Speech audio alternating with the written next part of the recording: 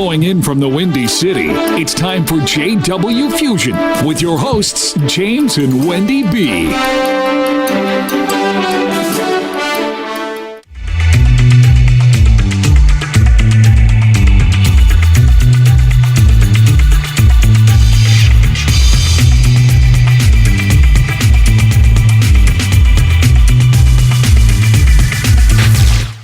Welcome to this week's broadcast of JW Fusion. I am your co-host, and I'm here with... an incredibly excited Wendy B. Are you incredibly excited this week? Man, Man. I'm so excited.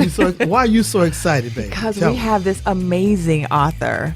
Not only is she an amazing writer, she is an amazing person. She's a genuine, amazing, really talented, creative, gorgeous, may I add. She is. And Will, her husband, is the coolest guy. Yes. He is. I love their relationship. I'm crazy. They're probably wondering who we're talking about, right?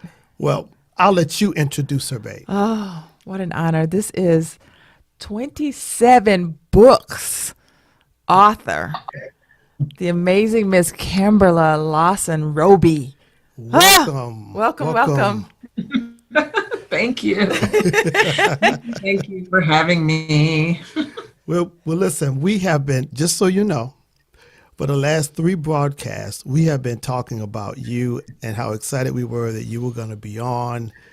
And we've been reading your books. I've been reading your bio, and Wendy and Rochinda have been having a fit together. Yes, we love Kimberla.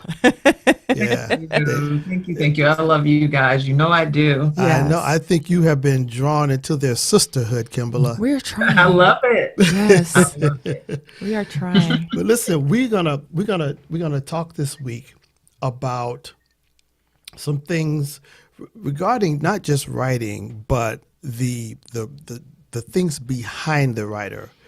The things that inspires a person, because it's not just about writing a book. It's not just about doing it for the money. Anybody that writes for the money will not be very successful, I don't think, just like anything else.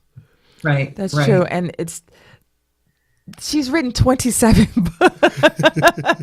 She's not just a writer. I mean, this is a career. She's and a prolific writer, and she's a public speaker, and she's anointed, and she's a woman of God. And she has an amazing husband. And she's an outstanding wife. Yes. As you all will. So where do we hear. start? There's so much to talk about. Well, I think a good place to always start is with the creative process. So Kimberla, if you could share with us the how of your creative process. In other words, you can start with your first book and you can work back towards the present. But when you first started writing, how did you formulate the idea or the premise or the basis for your first book? So, well, the first thing I should say is that writing was never something that I aspired to do. As a child, even in my early adult years, I have certainly been told by elementary school, junior high, high school, and even by my instructors and professors in college that they felt like I had talent for writing and that I should pursue it further. And I just never paid a lot of attention to that, other than in junior high when I had journalism class, and I thought, wow, it'd be great to write for a newspaper, or it would be great to be a writer for maybe TV news and ultimately become an anchor even. Other than that, she would be a great anchor. My eyes were set on something else. Yeah, you would have been an awesome anchor. Now that I think about it. Oh, that's kind. That's very kind. And so I thought about that, but even by the time I was in high school and I had my teachers still saying, you have a gift for writing, you have talent when it comes to storytelling, I thought, well, maybe I should look more into it because I had heard it so much from childhood to then. I thought, well, maybe it's worth checking out. Okay. And writing did always feel natural to me. But when I started looking at the salaries of writers versus the salaries of business people. Of an anchor. I know. and it's interesting how everyone's path to writing is different. Yes. We interviewed an author, Diane Ford. She lives in Canada, and she was saying how as a child she wrote this. She had this story, and she just wrote it, and she wrote it all out. And she said it was terrible, but I wrote it. Uh-huh. And for me in college, I was a pre-med student at DePaul University, and I had an economics professor tell me, he called me out in the hallway, and he said, "Mr. Barnes," I said, "Yes, sir." He said, "You are a horrible writer." Oh my. I said, "What?" He said, "You are a horrible writer." Well, I didn't care. I was a science major. A lot of science people can't even spell that well. Math people don't spell very well. Or write very well. Right. But it was kind of shocking to have your professor say that to you like that, But when I became a Christian, God renewed my mind and gave me a talent for writing. Every paper I wrote, once I became a believer, every paper I've ever written, I got an A on it. Every class I've taken, I got an A on it. When I went back to school, I graduated with a 4.0 GPA twice, for computer programming and for theology. But that was after. So obviously there was something wrong with me before Jesus. I think that's a whole lot of people's stories. I think. But what's interesting is that a lot of people have similar stories as to what she's saying. People are constantly telling you have a gift for this, you should do this. Yes. And we're like, yeah, whatever. We blow them off. So Kimberla, prior to taking them up on what they're saying and pursuing that, and you wanted to be a news anchor, you wanted to write for something else. Prior to having that desire to write, was there something else you were like, okay, no, but I want to do this? Well, it would switch from time to time when I was a child. Sometimes I wanted to be an attorney. There were times where I wanted to be a doctor. And so the list just went on and on. But of course, in the end, what I realized was that it was, what job will allow me to be okay financially? What job will allow me to not have to worry about anything, pay my bills on time, not have to ask anyone else for anything. And so that's what it was about. That's also the reason I tell young people everywhere, especially when I'm speaking at colleges, is to not make the mistake I made. Don't let money be the deciding factor. No, focus on your passion, because then you'll find your purpose. Figure out what it is you've been placed on this earth to do, to serve others. And so that's not where I was at that age in my last year in high school. And I finished my degree, 2-year degree. The first was an associate degree in business, and then my bachelor degree. And I worked in corporate America. I worked for the state of Illinois. I worked for city government here in Rockford, Illinois, as a financial analyst. So everything I did pretty much had nothing to do with writing, but I always felt like something was missing. And eventually that made me think back to all of those teachers and writing. And I thought, I'm going to give this a try. And so while still working full time in 1995, that's when I started coming home every single evening writing. Wow, I can relate to that. That's a good point that she made, that a lot of times people get to a certain age and you're trying to figure out what you are supposed to be doing, what is your calling.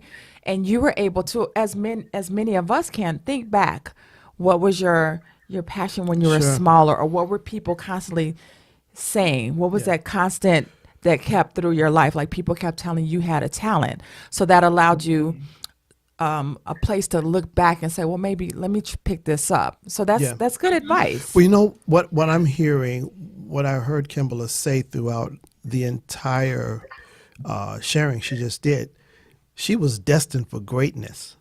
Yes. No matter what she did, it's like God's hand was on her life, and there was something in her from birth to there was a path to greatness that was there.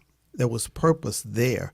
I believe God has greatness for all of us, but some of us, unfortunately, get distracted by our environment. We get distracted by disappointments. Sometimes we get distracted because we're stubborn. Or even like she said, you're thinking about the money. Yeah. Yes. Yeah. And well, sometimes there's an influence. You and I grew up in the hood, You right? gotta go make And the money. I mean, at 12, I had a job. I made big money. I made $17.50 a month. I worked at 12 too. Yeah, I was I a made grown up. $17.50 a month. I was able to buy me some silk and mohair bell bottoms, a Jesus. mohair sweater from He was sharp, Kimberla. He was 63rd and sharp. Halsted, man. I'm telling you. Bought my first guitar for $10. It didn't work, but I bought it, Yeah. and I bought my brother a bass, for $5. So my point was that, when you grow up and you have certain aspirations, it requires a determination not to lose your focus.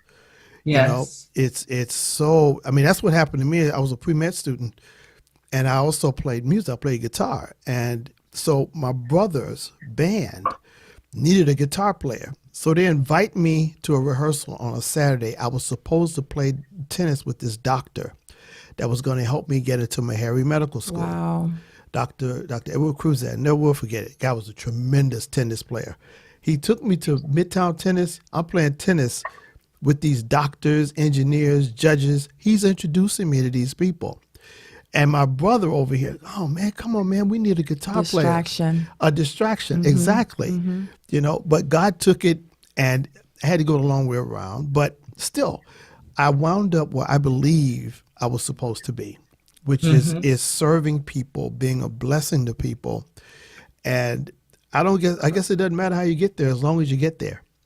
Right. At some point, you should listen. You should pay attention, like Kimberla did eventually, like you did eventually. Yeah. So, Kimberla, you say, let me go back to writing. How do you, because your books are amazing. I have to say, I have read several of your books. How do you get to the point where I want to write this type of story or this type of book? How do you even get to that point? You're in corporate. Let me try this writing thing. Right.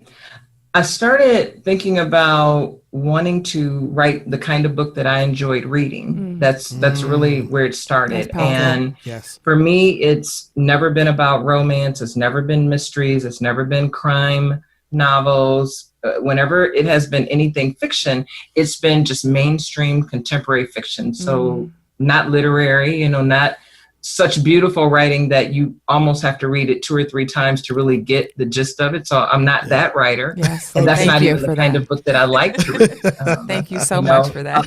But usually if you're not a literary writer, a lot of times you get criticized for that because they'll say you're just writing fluff if you just write normal conversation, type of words. But that's what I enjoy reading. It's like, okay, when there are books that I need to study something for, then I don't mind that. But for my entertainment, I've always just wanted to read books where the conversation is no different than if I'm speaking to another individual, just having a good time. And so that was kind of it. So I thought, I want to create these women who are well educated.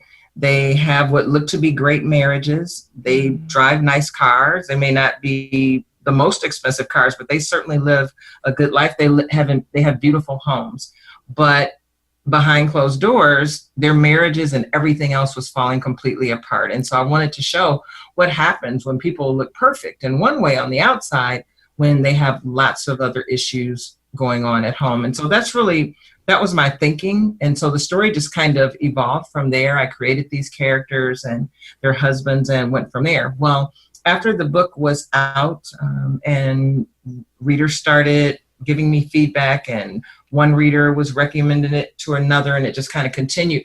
What I heard most often was that the reason they had enjoyed it was because not only was it fiction, but it centered around real life issues. Yes. And definitely. From that point, I said to my husband, Will, I said, I'm going to continue my career that way, that I'm going to write fiction, but it will always be about real life social issues. Every story I write will be possible. It won't be made up and contrived, but it will have either happened in one way or another, or something that definitely could happen. And I've always tried to write about issues that are sometimes taboo and controversial, because I don't think we talk about certain issues enough. Right. Oh, That that's so what true. that is what I enjoy is the reality of what you write. It's about because some, you know how people feel I'm the only one.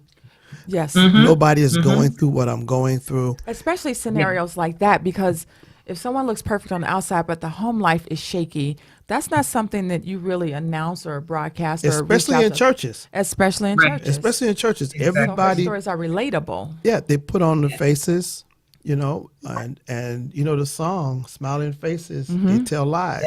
Yes. Yes. You know, and so I think when people read the literature you've written, I believe what it does is it encourages them to know that I'm not alone and that there is a way out. There is a solution. There is hope for me.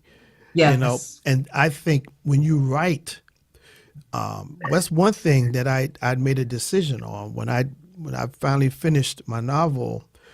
I decided that I was going to tell the truth.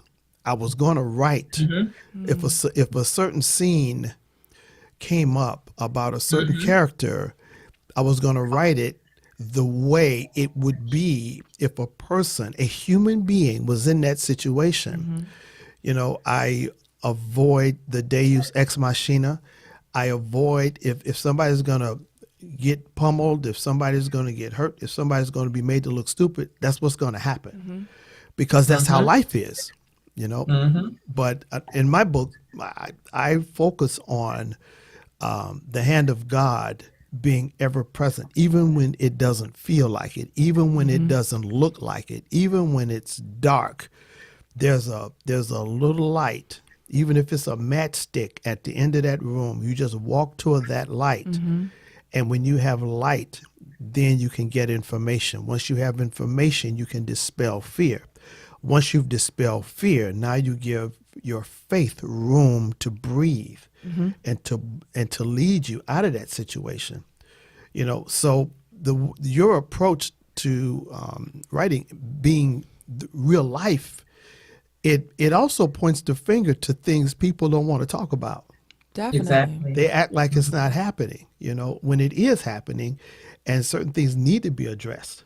And you know, as someone who's read several books, have I said that already? Yes, you did. Okay, baby. I You just wanted said to make sure I had said it.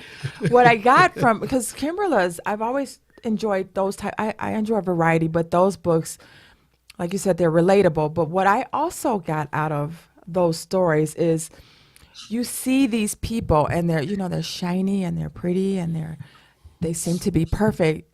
Reading your book puts a different perspective where you're trying, I wish I was like this, or I wish I had this person's life because it seems so perfect. Yeah. Your Yes. stories teach that as well. Okay, this person might be shiny and pretty, and God willing, the home life is great.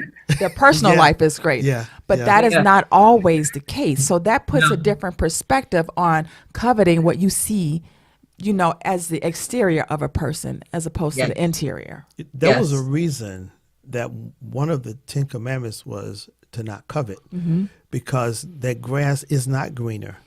It's just further away and you can't see good. Exactly. know. And it's not your grass. It's not your grass. It's their grass. Exactly. So it's there's so many lessons that can be learned. And what I'm really happy about is, I mean, Kimberla is an inspiration to a lot of African American female writers. I had the privilege of meeting so many really good writers. I went to the Publishing in Color conference here in Chicago. It was a conference that several of the major publishers were backing because they're looking for African American, Asian, and Hispanic writers, because they realize that there's a serious disparity in the publishing industry of minorities, and it's not that we can't write. It's just that for some reason they're afraid to embrace that story because they think it won't sell. Yes. But thank God for self-publishing. Thank God for those who are teaching people how to self-publish. Mark Dawson is doing a smashing job He's across the pond, you know, and he's doing a smashing job of teaching people how to self-publish, how to market. And there's so many good books that are coming out that are being written that wouldn't have otherwise seen the light of day. So Right. that's Exactly. that, and we're in a time where people need hope. People need to read, because watching television and seeing what's going on around you will bring, if you're not strong-minded, it will bring you to depression. Yeah, absolutely. It will. Yes. And I don't know, it's something about reading. For me, I started reading before I could go to school. My mother was a cook and a maid for a wealthy Jewish family over in Hyde Park here in Chicago. Dr. Sinaiko. He was head of surgery at Loyola Hospital. He taught surgery at Loyola University. They was old money rich. But one thing they did, they gave my mother a huge box of books, and she brought them home to me. And I started reading before I could even go to school. And because of that, I advanced. Had tremendous grades. They wanted to give me doubles, but I was always sick because I'd had pneumonia. But my point is that books have been the salvation of so many people who wouldn't have had the opportunity because of where they grew up. You know, so it's really powerful. Writing, reading is essential for us to rise. I agree. You know, but the thing I wanted to get from you, Kimberla, also is the why of your you explained that your story is going to be real. They're going to be based on real life facts. What do you hope to achieve with the realism of your writing? Or do you feel you're achieving it? Is your feedback that I read your book and it helped me with this, or it inspired or encouraged me? Have you experienced that with your books? I have, and with every single book, I've gotten email messages or inbox messages, of course, once social media came about, from readers sharing their own personal stories or saying, you know, I didn't really know how I was going to overcome something or how I was going to go about handling a situation. But now seeing how it turned out with the character, I feel like I can do that. And the first time I heard that, I was a little bit shocked. That's not really what I was expecting. I mean, I was a lot younger then. And so you're just hoping that readers will learn something and, of course, be entertained, and you want them to keep turning the pages. But that's when I realized even more so how important writing real stories were. I had one woman tell me, this is one of the most memorable early on in my career. There's a character in one of my Reverend Curtis Black books, and the character's in the car driving down the street, and she's listening to talk radio. And a woman calls in and shares a story about her infidelity and how she had an affair on her husband.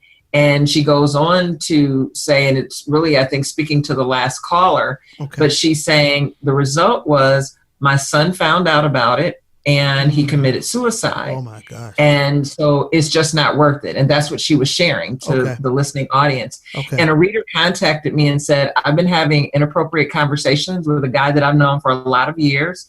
You know, he's been trying to encourage me to go on a cruise with him, and things are really bad at home. Yeah. And so she said, I'm really thinking about it. She said, and I have been thinking about it for some months, but I want to tell you, after I saw what happened in the book and what that woman said happened to her son, I would never want that to happen to my son or daughter. And so I'm never going on that cruise, and I'm ending that. That's probably one I'll never forget for as long as I live. Sure. Wow. That's really that moved by the consequences. That is so powerful. Oh my gosh. Chills with that. That's, you know what? And what's interesting is I'm a firm believer that when we set out to write to a certain theme, that often we'll fail, as opposed to just writing what's in our heart, because the Bible says that God gives us the desires of our heart. In other words, the desires that are in our heart, He puts them there. Yes. And then He puts them there, and then they issue forth from us, but it's up to us to do it. from the heart. Yes. God, if you notice in Scripture, you rarely see, if ever, God talking about He wants your mind. He wants your heart. Yes. He Yes. wants your obedience and He wants your heart. And by you writing that way, you're writing words that are bringing reconciliation and redemption to people, and they don't even know it. I mean, No. you're doing an altar call through the pages, and they're experiencing God's mercy, and they don't even know it. No. That's a loving God right there. Yes. And it is because so many readers of mine, when I started out, of course, the first two books had nothing to do with the church. I mean, just as a person who loves God and I was raised to have a certain faith, that was going to ring through no matter what I wrote. Sure. And so there was no doubt about that. But obviously, when I started writing about the pastor and his wife, then it became more so. But I had a first lady of a church tell me once that you had your first two books and God allowed you to build up the audience, but you brought them along with you when you started incorporating scriptures all the time in every single book. And they didn't even realize that happened. And that might have been someone who, that might be the only way they ever were going to read a scripture, True. say that particular day when Very they read true. the book. And I hadn't thought about that, but I do believe everything was all in God's plan. I definitely believe that more than anything else. Just the idea of going to school and majoring in business for two different degrees, you know, one would think, well, why didn't you major in writing or creative writing or journalism or English? And somehow God still gave me what I needed to do, what I believe He wanted me to do. But that's good to hear, because some people, some younger people may hear your story and they've been thinking about maybe this is what they want to do, and then either to themselves or to the people around that person is saying, well, you know, you need to go to school for that, or you didn't go to school for that. Right. And to hear you say that you didn't Right. go Right. to school for that, it's still Yeah. possible. Yeah, I Yeah. mean, I told you what my economics professor told me, and what was strange for me when I became born again, I was always a reader. I read everything I get my hands on. But when I got saved, I started writing scripture. I started studying scripture, and during the summer that I was born again, I didn't have a place to stay. I was sleeping in a car on the lakefront. So I would be in the car at like 2-3 o'clock in the morning with my Bible, and a police officer would come up and rap on the window, they have the police officer scowl on their face, like he's ready for whatever. Yes. And his partner's at the other side with his hand on his gun. With his back. And so yeah. he looks, I roll the window down, he looks at me, and he said, "Is that a Bible?" I said, "Yeah." He said, "You a Christian?" I said, "Yes, sir." He said, "Oh." His Everything shoulder, is different. everything changed. Yes. He said, "Oh." Yeah, I can imagine. He said, "Oh." He said, "Well, look, you can't stay here. You're gonna have to move on." I said, "Okay, all right, thank you." But I wrote constantly. I just wrote and wrote and wrote, and finally, I got saved in 1982. Finally, in 1990, I decided I wanted to try to write a book, and it was entitled "There Is an Ensnared Generation, and They Must Be Set Free," because I was dealing with teenagers at that time.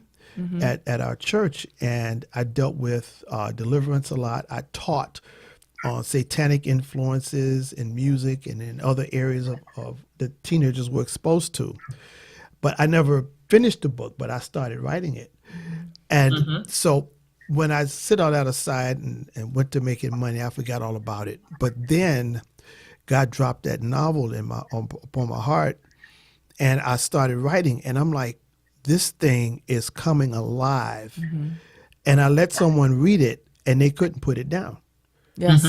They said, let me just read. And it was handwritten, and my handwriting is not that great. It's fine. Your handwriting is just fine. It was 150 handwritten pages, and one of my friends read it. She said, "James, this could be a movie. This could be a video game." Well, long story short, the book wound up being a pretty good novel. It's a Christian thriller. It's a fiction novel, supernatural, and it's revolving around a man and his need for redemption and salvation. Listen, we'll get back to this. We're at the bottom of the hour, and we have a commercial break coming up, and we'll be right back with So our hang special on. guest, Kimberla Lawson Robey, with her awesome self. A supernatural war is coming, and the one chosen to lead the army of heaven is a man ruled by fear. Between the Ticks of the Clock by J.H. Carpenter Barnes is a supernatural thriller centering around Jameson Harold Donovan, a man trapped his entire life within a circle of fear, failure, and defeat. And he's nearing the edge. Although chosen before birth to become a celestial watchman, will Jameson Harold Donovan find courage to face the approaching enemy and his own fears? Nominated for Outstanding Literary Fiction by the African American Arts Alliance and a Titan Book Award. Between the Ticks of the Clock is a captivating look into how the power of love can enable the least among us to do the impossible. Available now at Amazon.com, Barnes & Noble, and fine bookstores everywhere. You're listening to JW Fusion with your hosts, James and Wendy B. And we're back with the awesome and amazing... Kimberla Lawson Robey. I think she's the only Kimberla I know. That's good. That is such a cool She's name. the only one that's important anyway. Well, I don't want to say that Okay. because another That's Kimberla might that's get true. mad. I'm sorry to the other Kimberlas. She's the one that matters most to us. to us. Yes. But we were talking about the inspiration and the things surrounding you and your writing and your stories. Now you started writing and publishing books prior to the machine that's called social media. Yes. Now, how did you do that at that point, and how is it different, easier now with social media than when you Yes. first started writing? Okay, so yeah, it is definitely easier just because now we have so much more access to our readers and your followers and all of that across the board and across so many different forms of social media. But starting out when I self-published my first book, which was in 1996, so we're talking almost 23 years ago now, this summer, it was very different. But the benefit was that we had probably 300 plus African-American independent bookstores across the country. Oh, So And- true. that's right. Wow. That's right. There's a big difference. And so that is where my business and marketing background came. So I started thinking, okay, who are my primary readers and how do I get the word out to them? And I thought, okay, I am a Black woman, so my first audience is likely going to be Black women. And so how do I find them? And so I put together packages. I wrote a cover letter, put a copy of the book in the envelope, and I shipped them to all of those bookstores. Wow. And just basically said, my name is Kimberla Lawson Robey. You probably haven't heard of me. I've enclosed my first book. Would you please read it? Would you give me feedback? If you enjoy it, would you order copies? And would you recommend it to your customers? It was, pretty basic. And by the grace of God, I got the first call from a woman named Emma Rogers, who used to own Black Images in Dallas. It was one of the most well-known Black bookstores in the country, certainly in Texas. And she just really enjoyed the book. And she said, I'm going to make this my baby this year. And so she did. And she started calling other Black bookstore owners in other cities, telling them about it, telling them they should order it. We need to get on board with this to support her. It just was, I always say, over. I couldn't have lined that up or planned that if I had tried. There was just no way, because I knew nobody in the industry from a book selling standpoint. And so also the other blessing was the Black bookstores at that time used to report their numbers to a bestsellers list called Blackboard Bestsellers. And it was in Essence magazine every month. And that was before Essence created their own bestsellers list. And because all of those Black bookstores were selling my books, then I ended up making the list. I was number 5 for paperback fiction. And I received a call from the committee saying, nobody even knew who you were. They just know that the book was selling and you're going to be number 5 and you're the only self-published writer that will be on the bestseller list across all categories. That is so awesome. And You had to have chills. Like, I'm excited, and this was 23 years ago. it is. I mean, so can you imagine? And I thought, oh my gosh. And so it was a very different day because even when the major chains and maybe some of the libraries even, and when you're new, they're afraid to take a chance on you. They don't know if you're going to sell any books or if it'll be worth their while. But those Black bookstores were very much ready to do so, and they were very welcoming. And so Will and I actually still been on a national tour. We just scheduled them with Black bookstores across the country, and they really made all the difference in the start of my career. There's no doubt about it. You know what that's called? Favor. But Yes. did you hear her say her and Will? Yes. Now, I when we heard met that. her, we I had the heard that. blessing of meeting her in person at Yeah. one of her book signings, and hubby was right there. Was that a decision that you guys made? Like, we're always going to be together? Or did he say, baby, I'm always going to be there? You know how men. How did that come about? Because I thought that was so amazing for him to show his support for you that way. His support has been over and above from the very beginning, and it continues to be today. Even when, now I'm at this point where I finished my last fiction book in the Reverend Curtis Black series that came out July of last year. And so I had been saying to him, though, leading up to that for more than a year, it's like, God has, really been in my heart. And, I know my purpose is to write a nonfiction book, and I got to move forward with that. And I know that's very different, and it's a little fearful. So I was kind of going back and forth. And his response to me, if God is telling you to do something, then that's what we're going to do. And the key words are we're. It's always we, and it's what did she just say? Stop. What did Stop. she say? Just stop right there. Oh. Okay. Now you got to say that again. Say that one more time. That's it. So I said I'm going to write a nonfiction book. I know that's what God wants me to do. And he said, if God is telling you to do that, then that's what we're going to do. Oh my gosh.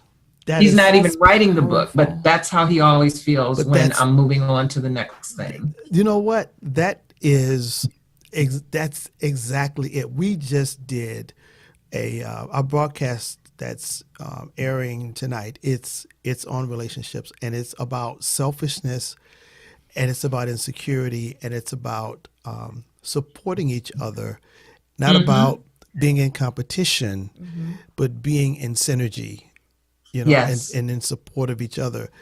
Yes. It's just like with Wendy and I, and Wendy and I have talked about how this television company, Road to Eternity, they came to the house to interview me about Between the Ticks of the Clock. Well, they came to meet and interview me.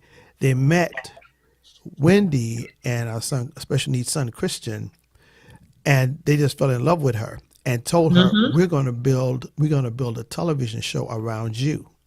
Wow. And wait a minute. That's what I said, Kimberla. And wait a minute. And then they looked at me and said, now don't get jealous. Don't get jealous. Right. Don't feel bad. But she's, when I saw her the first time I ever saw her do a Facebook Live, and that was after Will and I met you guys. And I meant that. And I didn't mean any disrespect to anybody else who's done it, because there are hundreds and thousands of people doing it. Some people are just a natural for what they do, and you are a natural for TV, video, anything. Yeah, Thank visual. you. She That really means is. a lot. It's not. It looks like you don't even have to think about it before you do it. That's what it seems like. She really doesn't, wow. Kimberla. Thank you so much. I was only on set for, I think it was, The they first, did 3 shows. right? The first 3. Was it the I think it first was the 3? first 3 shows. Okay, the first 3. But you've been on some other things that you were interviewed. Yes. Okay, but I was on set and I'm watching and I'm like, she is so good at this. She's Oh, wow. She is. I mean, she's really good. yeah, she Thank is. you. And so Yeah. I told her, I said, look, we don't do jealousy in our house. No, We don't. It's because of her that the book got out, because I was busy working 2 full-time jobs and trying to write. So she urged me, when are you going to finish your novel? When are you going to finish your novel? Well, once I let her read some of it, I got her to fall in love with me for my writing. I just put the book up on the shelf, and I love it. You know what? It's funny. When you were talking about people were telling you you had a gift for writing, I have I have been fighting my whole life. You know, when you take the test at church where they tell you your spiritual gifts. Yes, yes. And yes. mine was always service. I was like, wait, I need to take it again. Surely I need something that's flashier, that's more, you know, I want something different in there. Some with some clout. You know what I'm saying? Yeah. You know, yeah. you don't just say, you know, my gift is service. And they're like, oh, okay. You know, people don't know what to do with that. And I didn't know what to do with that. But when this came about, I have always loved supporting people and just pushing people to their greatness. So when I met James and I read, Lord, a little bit of that book, oh, this has to be out. And there's so many people out there who, you know, I'm going to write a book when, I'm going to write a book after. Yeah. Just do it. You came home like, listen, let me just start. Diane said the same thing. Let me just never write be something. a great time. There's never going to be a perfect time. Right. There's never a perfect time. And then you look up and you run out of time. And that book has just gone away with you. Yes. Yes. But doing the lives, and I enjoy talking to people. I enjoy making them smile. It just gives me joy to make someone's day. And with that show, I'm bringing light to a community of people that the society tends to, you know, feel sorry for, overlook, ignore, because it makes them uncomfortable. It's uncomfortable. It's very uncomfortable. It is uncomfortable. And having two special needs children, I know what that discomfort looks like from my point of view. Yes. And having this show, we're bringing light to people who have a disability, but they are phenomenal people. Yes. Yes. Yes. And wonderful. And like with your book, it's a twofold result. And my goal is to have that twofold result to make people who are in my situation not feel that they're alone.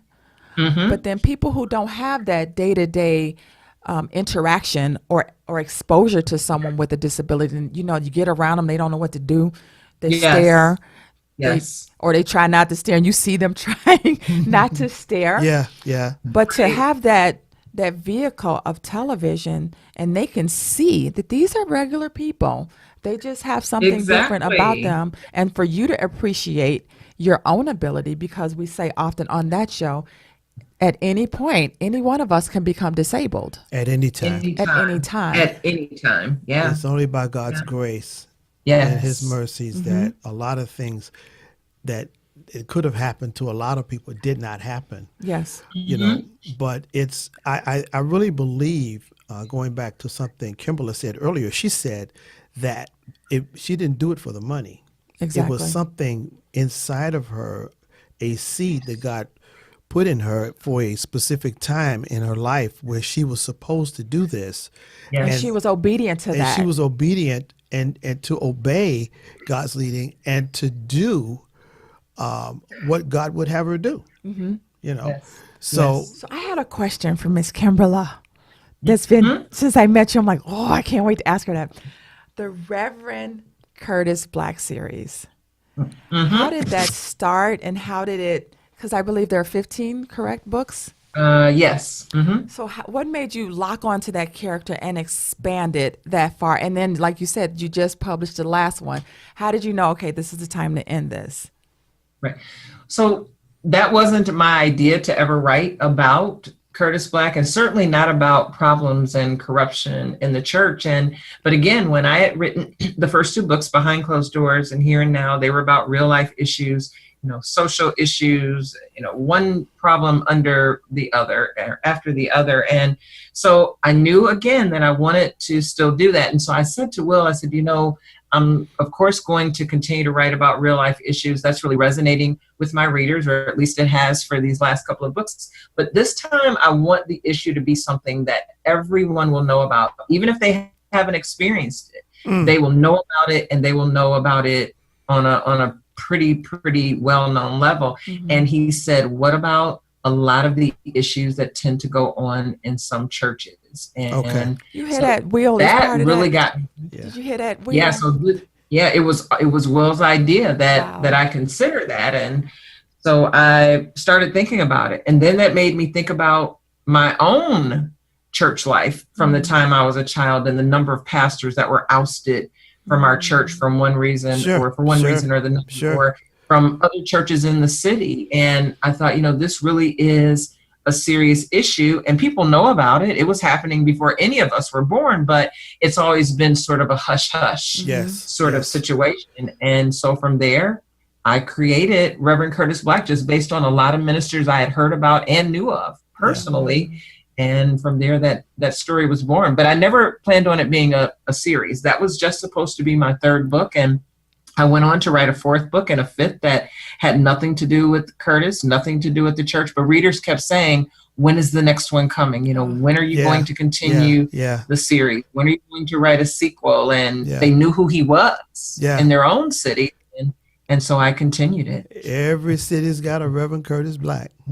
That's so true. Yeah. You know, but you know, I wanted to get into. I know you are a public speaker as well. Do you have any desires as far as how you would like to impact the audience that gathers to hear you with your public speaking? Because public speaking, of course, is very different from writing. It's a different, very different delivery, a very different setting. The content's a lot different. It's you out there, and you don't have an editor. you don't have delete. It's just you out there. But what is your desire as far as what you would like to accomplish as far as impacting those who would want to hear your voice as a public speaker? For me, it's always about helping women become all that God has created them to be. I know that is what my purpose is. Whether I'm writing or speaking, that's what my purpose is. How do I get women to become who they're supposed to be, and doing it from a faith-based perspective, and letting women know that, you can be successful and you don't have to jeopardize your faith to do that. Oh, powerful. Oh, no compromise. That's vital nowadays, because I did some research for Shattering Ceilings, the nonfiction book that I finished it, but I'm reworking it. It's Shattering Ceilings, Destroying Limited Thinking. And some of the research I did was to reach the 49% of those who no longer go to church, 49% of those who see the church as irrelevant now, grew up in church. They see the local church as irrelevant. They see it as unnecessary. They don't trust church leadership. They even question some of the doctrine, and practices. They have faith in God. They believe in Jesus, but they don't want to have anything to do with the church. So what I believe is happening, God is using people who are creatives like yourself, that you're writing from a spiritual perspective about something that people have issue with, and you're showing them that there is a hand larger than the problem that you're pointing at.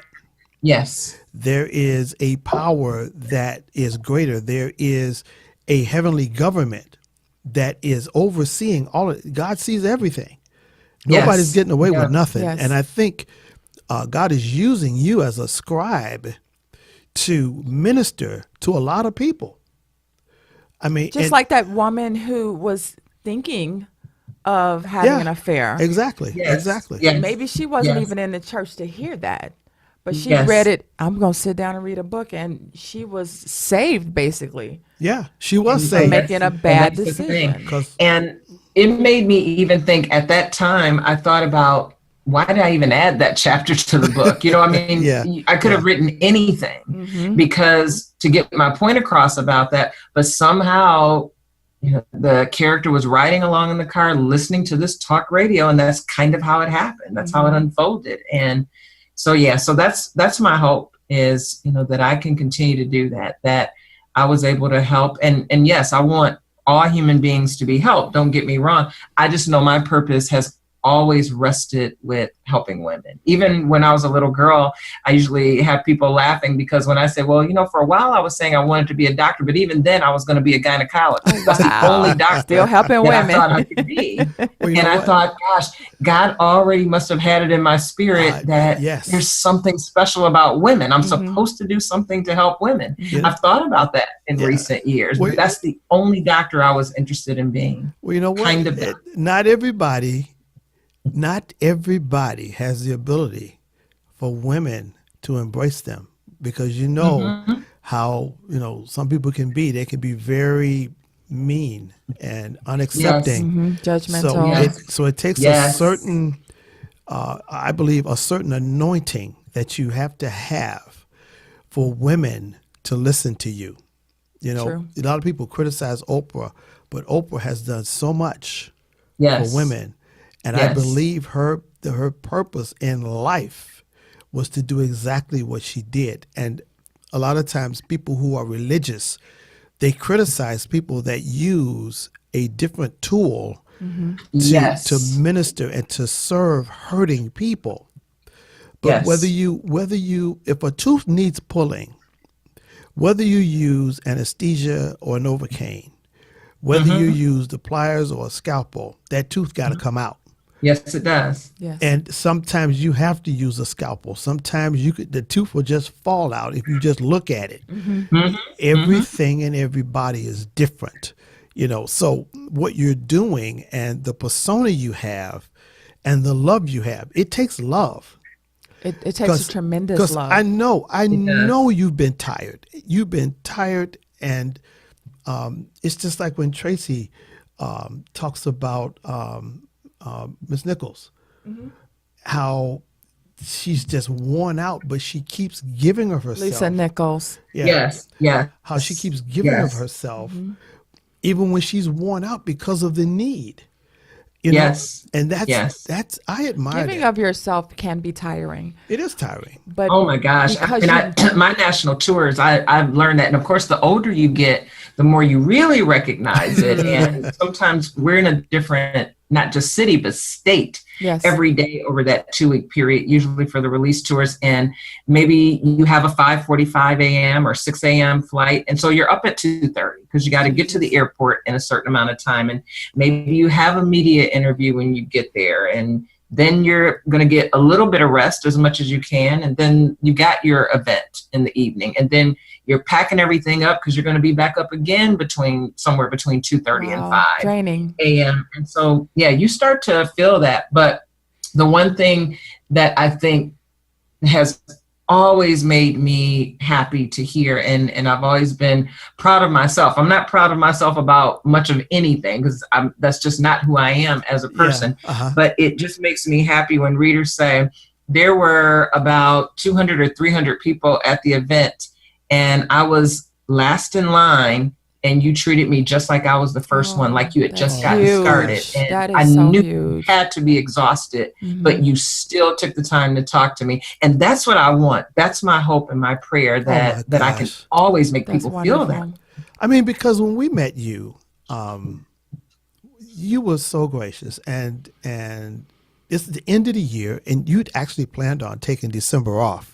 Yes. You wanted to get rest, which is a good idea to recharge, because that's what I do at the end of the year. I take 2 or 3 weeks just to recharge, to get ready for the new year. But you were so gracious and so kind, and it's like you were. It really seemed like, I got nothing else to do.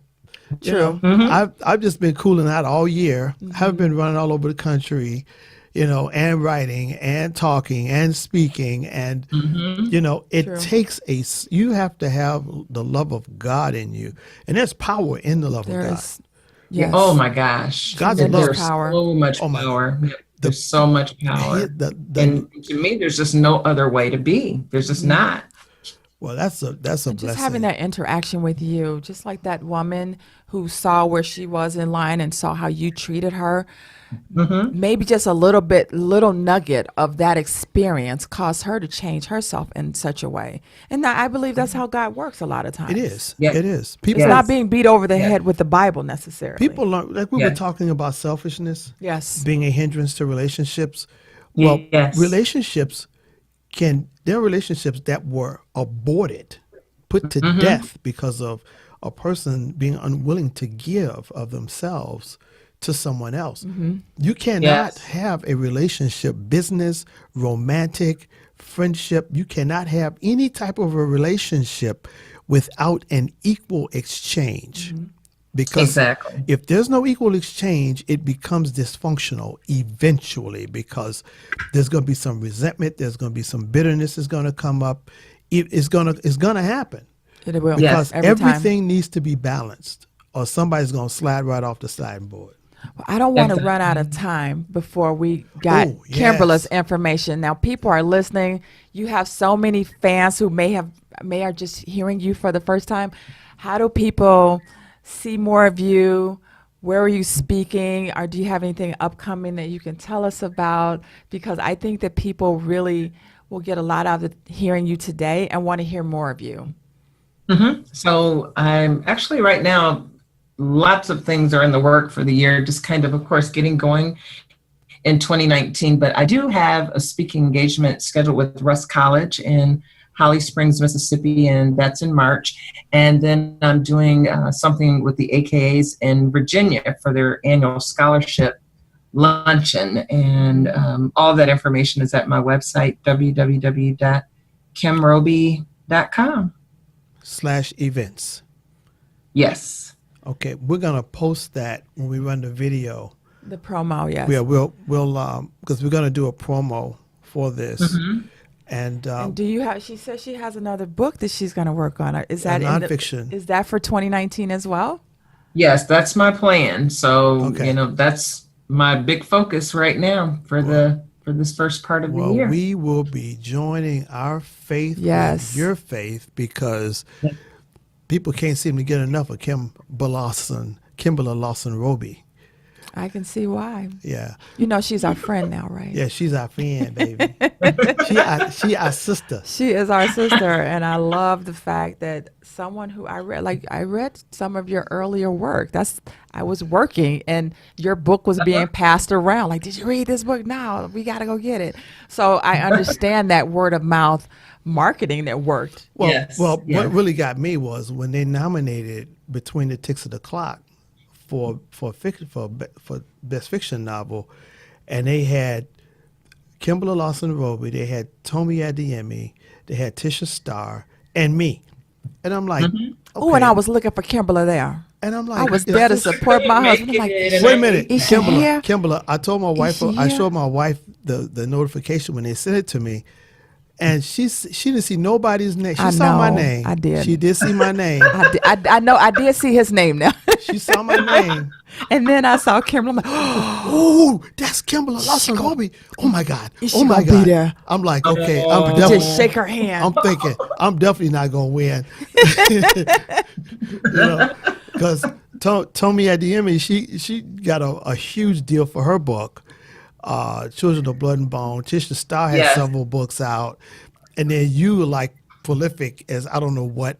I said, well, thank God I got nominated. I thank God for that. That was a great group But of people Wendy to be- was so. I was on my head. She had a fit. I could barely pay attention. Like, is she here though?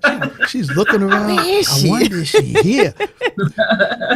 And it turned out that we had a mutual friend, Brochinda Yeah. Pickens, Yeah. and she's Yeah. like, "Well, I can connect you." I'm like, "Well, go ahead, girl. Let me let Yeah, you Go go. ahead, go make the call. Make the call because I want to talk to her. I Exactly. want to meet her." And I was not disappointed. Yeah, but I tell you what, I give Wendy the credit because she said, "Ooh, she's downtown. Let's go down there." I said, I said- and I don't go downtown. And it was Friday. You know, that's my I chill don't out want to moment. go downtown, but that's where she was. That's where we go. And it was. I'm So so that's glad. kind of where you ended up, huh? Yeah, we and actually 3 Fridays in a row, Wendy did that. The next Friday, we wound up on a television show. Yes. Yeah, we wound up on the Really Wed show. So for The Christian version of Christian Newlywed ver- Game. Yeah, Christian version of the Newlywed Game, and we won. We won. Oh my gosh, I'd never even heard of that. How Yeah, neat. It's going to it's- air in Yeah, February it's gonna for air. Valentine's It's on Day. cable. Okay. And- Okay. We'll And- tell you. Don't worry. Don't worry. Yes, please do, because I would love to watch that. Well, listen, that's about our show. We're so Time flies when you we're have so fun. honored to have spent time with Kimberla today. Yes. Thank you so much for spending time with us and sharing your knowledge. And we've learned so much. So listen, until next time, let God's grace continue to flow in your life as a mighty river.